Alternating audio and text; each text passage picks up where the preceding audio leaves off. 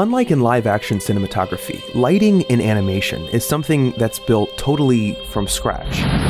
In other words, while in live-action light is controlled, sometimes to brilliant effect, in animation, light is created. Of course, these days a lot of animated light is computer-generated, meaning that virtual lights can be placed in 3D environments and actually play off solid surfaces like they would in real life. Like the control of actual lights, this too can be used to beautiful effect, but today I want to talk about lighting as it was done in traditional hand-drawn cell animation, particularly in the groundbreaking anime film by Katsuhiro Otomo, Akira. Now, Akira is well known for its painstaking animation. Every frame of the film was composed with the closest attention to detail and color, and that gives it an unmatched richness and soul. For this reason, Akira is also a film that's been painstakingly picked over and analyzed by others. But one thing I haven't heard much about is the way that lighting is used by the filmmakers, because I see the film's many lights, their different qualities and textures, as a powerful motif and symbol, and a vital element of its genius. The celluloids and backgrounds must still be photographed by the master camera in Technicolor.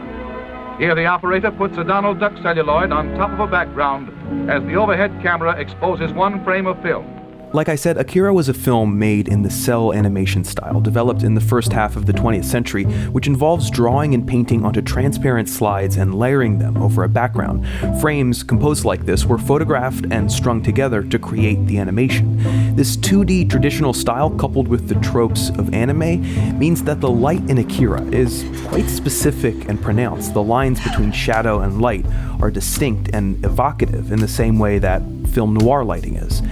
And like in film noir, light in Akira is intimately connected to the city at night.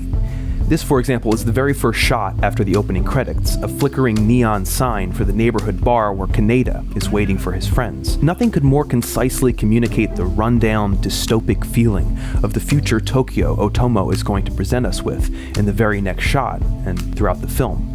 Indeed, this is a city as sordid, romantic, and multifarious as the lights that slash across its million surfaces to make a delicate whole. A city where the disenfranchised young mark their presence and their personalities with the streaks of light that their motorcycles leave behind. A city where authority is as much a blinding spotlight as it is a gun or a badge. Otomo has said that he wanted Tokyo itself to be a major character in Akira, and one of the ways he fleshes this out is with light, particularly neon. Neon has a special significance for both Tokyo and the cyberpunk genre.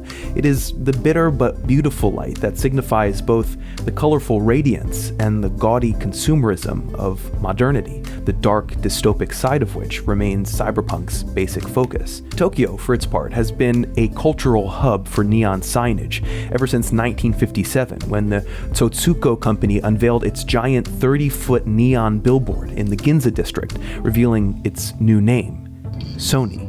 Since then, the signs have proliferated, becoming a signature, even a tourist attraction of Tokyo's nightscape, and novels like William Gibson's Neuromancer, films like Blade Runner, took the vivid and suggestive qualities of Tokyo's neon as their palette for a bleak, tech-saturated future. Akira continues this tradition, but here the neon quality infuses all the light sources of the film, both inside and out. There's the neon on the buildings, but there's also the neon bright screens that shine in the characters' faces, and the neon control panels of bright primary colors. The spotlights that rove in the sky are like giant neon tubes being waved back and forth. Machine gun fire is a barrage of neon streaks. Even the sunlight shining in through the windows has a bluish neon quality to it. In Neon, Neo-Tokyo and its inhabitants aren't so much lit as caught in this huge incandescent web that serves only the mandates of money, capital. In that web, government is as impotent as a biker gang made up of disaffected children. It's funny that industry, business, is notably absent from the film's plot because its DNA seems to be in the corners of everything. I mean, blink and you might miss a newsreader at the beginning of the movie shining from another flickering light source, reporting riots of unemployed workers after tax reforms. Maybe this is why Tetsuo, at once the protagonist and the antagonist of the film, a boy who gains extraordinary psychic power, so often produces a disruption in the light around him. Whether it's in his own mind, or in the form of an explosion, or in the aura around him, even in the vibrant dancing wavelength that his brain patterns create. Indeed, psychic power, most fully realized in Tetsuo and his counterpoint, Akira, represent the only kind of power that can have an effect on the state of things in Neo-Tokyo.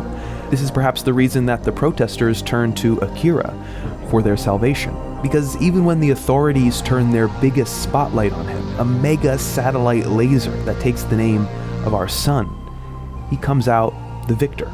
In the end, the salvation represented in Tetsuo comes at the cost of ruin, a catastrophe which consumes Neo-Tokyo in the form of a giant ball of light. One single, uniform white light that erases the countless artificial lights of the city. Otomo seems to suggest that there's some freedom in this, some rebirth as true sunlight wipes across the city in patches. When you have to draw light 24 times in every second of a 2-hour movie, it must be the case that you gain a new appreciation for how it can tell a story of its own. And that's what Otomo and his crew have done in Akira. Light is layered into the story, like it's layered into the animation cells, pointing toward meaning behind the film, at the corners of it, and illuminating from different angles the characters and their place in this neon world. In other words, Akira is a great example of how you animate light.